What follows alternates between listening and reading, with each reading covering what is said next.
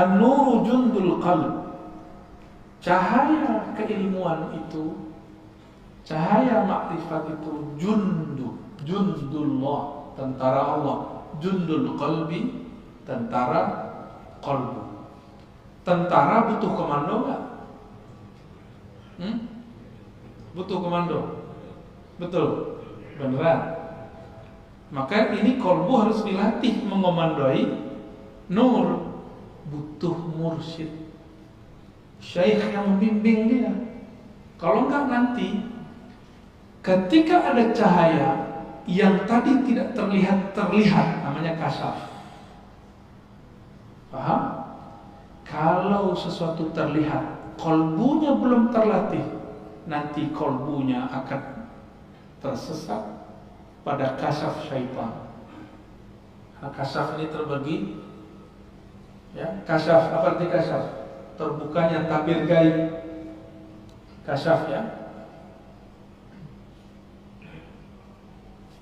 terbukanya tabir gaib. Kasyaf ini ada kasyaf syaitani.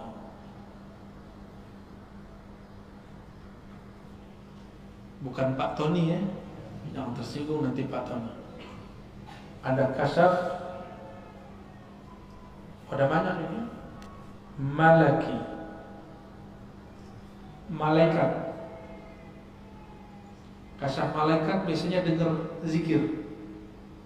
Jadi antum nih kalau jalan, mungkin ada di antara kita nih, pas jalan keluar dengar pohon zikir, itu namanya kasyaf malaki. Ya. Atau seakan-akan terbawa ke alam lain, lalu melihat ada sekelompok komunitas di alam yang tidak tahu alamnya, mereka sholat, mereka zikir. Ya. Itu namanya malaki. Asik, Pak. Alam-alam begini ini asik. Termasuk yang syaitan ini asik. Benar asik. Terus ada kasyaf akli, akal kita. Nah, yang paling tinggi kasyaf ilahi. Apa perbedaannya antara ini, kita hapus saja, syaitani dan ilahi? Perbedaannya cuma satu. Ilahi menambah seseorang ma'rifat kepada Allah, membuat dia tambah merasa hina. Sedangkan kasyaf syaitani membuat dia merasa sakti, mulia, wali.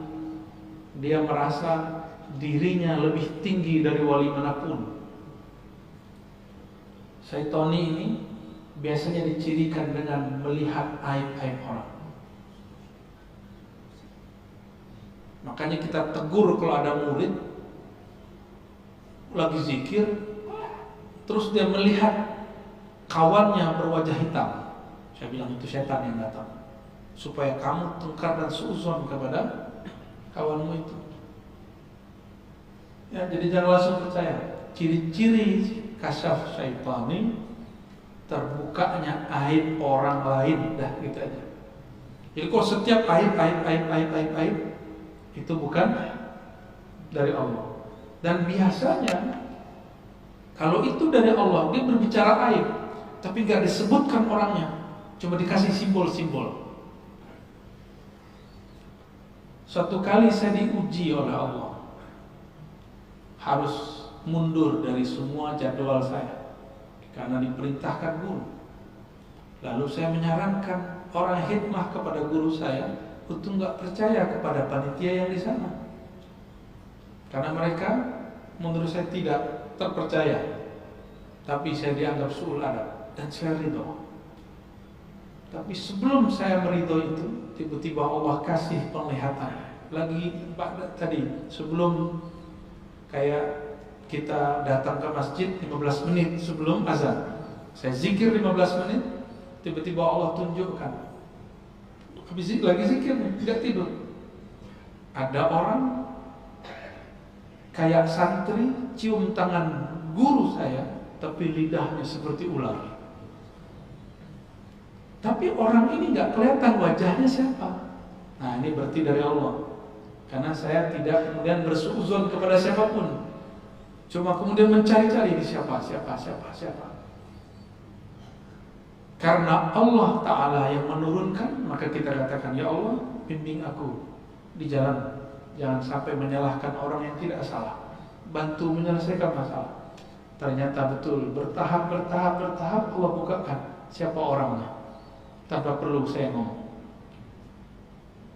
Jadi kalau kasyaf dari Allah nggak bisa direncanakan. Penciriannya apa yang paling penting? Tidak menyebutkan aib seseorang secara jelas. Gitu ya. Nanti antum nih zikir, tiba-tiba ngelihat di jidat kawan kita ada noda hitam. Nah, itu dari setan tuh. Ya. Itu dari syaitan. Pastikan dari setan. Karena jelas ada orang di situ. Tapi kalau kita tiba-tiba melihat ada sesuatu, orang lagi zikir tapi kepalanya berubah, tapi kita nggak tahu siapa orangnya. Tunggu aja, nanti juga ada.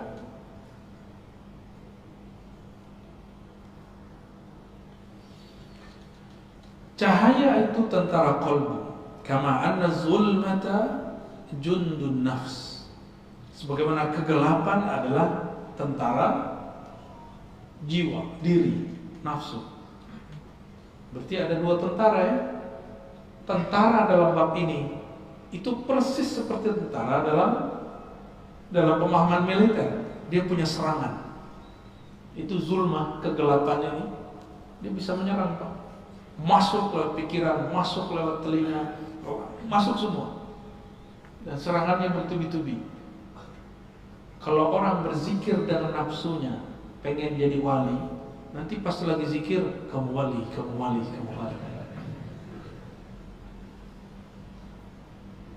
فَإِذَا أَرَادَ اللَّهُ أَن يَنْصُرَ عَبْدَهُ أَمَدَّهُ بِجُنُودِ الْأَنْوَارِ. Ciri-ciri orang yang diselamatkan Allah, Allah kirim tentara cahaya, tentara ma'rifat, tentara laduni. Ciri-ciri orang itu tidak diselamatkan oleh Allah. Allah biarkan dia bergejolak, bergelimang dengan kegelapan dan selainnya. Sama-sama zikir, tapi sekarang sibuk dengan kasyaf, sibuk dengan urusan jin, sibuk dengan urusan-urusan yang menghalangi dia kepada Allah Subhanahu wa Ta'ala. Berarti dia sedang terjebak pada madad zulmi wal aghyar. Dan itu banyak apa dari dulu orang-orang yang ingin belajar zikir terhalang di bab ini. Sama-sama melihat yang gaib. Bedanya yang ini asik dengan kegaibannya, sedangkan yang pertama ini asik dengan yang maha gaib, Allah Subhanahu. Yang gaib-gaib itu asik.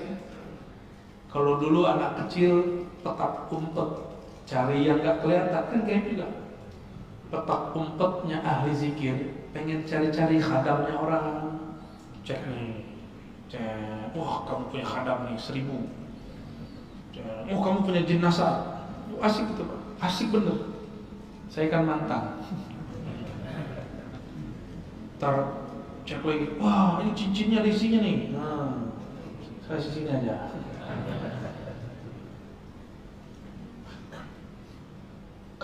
Maka kalau Bapak Ibu ini simpan benda-benda yang diisi-isi, saran saya dikubur. Kubur atau kasih ke orang ahli atau taruh di museum. Ya. Keris diisi, itu ganggu Pak nanti. Ganggu zikir. Jimat udah buang tuh jimatnya, bakar. Ya. Kalau ada kalimah Allah bakar. Kalau cuma benda-benda, taruh aja. Bergantunglah kepada yang maha abadi. Jangan bergantung lagi kepada yang tidak abadi. Tawakkalu 'alal hayy alladzi la yamut. Kalau engkau hendak bergantung bertawakal, bertawakallah kepada yang hidup tidak pernah mati. Bertawakal, berserah kepada guru-guru bakal mati. Sudah berapa banyak murid-murid jamaah, murid tarekat, murid zikir, kelimpungan sekarang gurunya mati, wafat syekhnya. Jangan bergantung sama guru. Apa kurang cukup pelajaran dari Sayyidina Umar? Saking cintanya, lagi mabuk cinta sama Rasul Sallallahu Alaihi Wasallam, tahu-tahu Rasulullah meninggalkannya. Kata beliau, siapa yang mengatakan Muhammad mati, aku matikan dia. Umar. Itu terjadi Pak di banyak komunitas zikir. Guru itu berjasa menjadi pintu. Kalau udah masuk sudah bersama yang di dalam pintu. Jangan usah dibawa pintunya. Ya. Paham maksud saya? Sayyidina Ali mengatakan ana madinatul ilm wa aliyun babuha. Nabi Muhammad SAW menyebut Sayyidina Ali, aku kota ilmu, Ali pintunya. Itu hadis mutawatir didhaifkan oleh kelompok pembenci Ahlul Bait. Ahlus Sunnah cinta sahabat, cinta Ahlul Bait. Kita respect kepada dua golongan ini. Jadi ciri-ciri Ahlus Sunnah yang sebenarnya cinta ulama, sahabat, cinta Ahlul Bait. Cinta Ahlul Bait bukan berarti membenarkan semua kata-kata Ahlul Bait. Ini kan ada Sayyid, ya, ada Habib paling 1-2 orang. Ya dia sama kayak kita, tanya aja dia. Nggak ngaji dia jadi orang jahil, nggak sholat dia jadi fasik. Ya.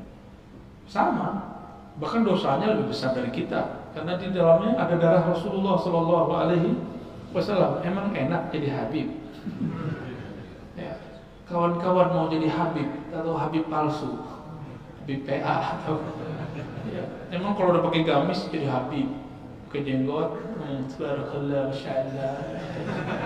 Enggak lah jadi Habib. Habib itu nasab dari Rasulullah SAW dan itu anugerah. Karena ada satu prestasi di alam sana dulu dia buat oleh ruhnya, maka dilahirkan sebagai Habib. Habib aja kan nggak tahu Pak prestasi dia. Apa yang dia buat dulu di sana? Baik. Semoga Allah memberikan kita tentara-tentara kolbu dan diberikan kemampuan untuk mengomandoi tentara-tentara itu. Jangan sampai cahaya sudah masuk tapi kolbu belum siap untuk merawatnya. Maka rawatlah kolbu, bergurulah kepada ahli kolbu. Fas'alu ahli dzikri in kuntum la ta'lamun. Tanya kepada ahlinya jika engkau tidak tahu. Jika tidak tahu fikih, tanya ke ahli fikih, jangan tanya ke sufi. Jika tidak tahu tasawuf, tanya ke ahli tasawuf, jangan tanya ke salafi. Jika nggak mengerti tentang dakwah, jangan tanya kepada ustadz yang cuma ustadz yang malas gerak, mager. Ada ustadz mager, kan dia di rumah aja, nggak apa-apa juga sih. Jangan tanya jemaah tabligh kepada ustadz mager, nggak paham dia. Sebagaimana antum jangan tanya persoalan suluk khalwat kepada orang yang sedang rehlah dakwah. Dulu kita khuruj, saya ikut khuruj dulu. Sampai di satu tempat, itu orang kampung saya suluk tarekat, zikirnya Allah Allah. Setahu saya dalam khuruj ada bab tidak boleh membicarakan atau menyalahkan khilafiyah. Ini kawan saya menyalahkannya, diusirlah. Untung ada saya sudah pernah bersuluk 40 hari. Kita cut dari lebih saya urus. Akhirnya jadi bersahabatlah kita sama orang yang tadi disalah-salahkan itu. Malah dia baca-baca isi hati saya. Dia kira saya nggak bisa baca juga. Baik, alhamdulillahirabbil alamin. Nggak boleh. Semoga Allah kirim tentara kolbu, bukan tentara nafsu. Dekati ahlinya, jangan jauh dari mereka, amalkan ilmunya. Insya Allah tentara kolbunya dapat dikendalikan. Amin ya rabbal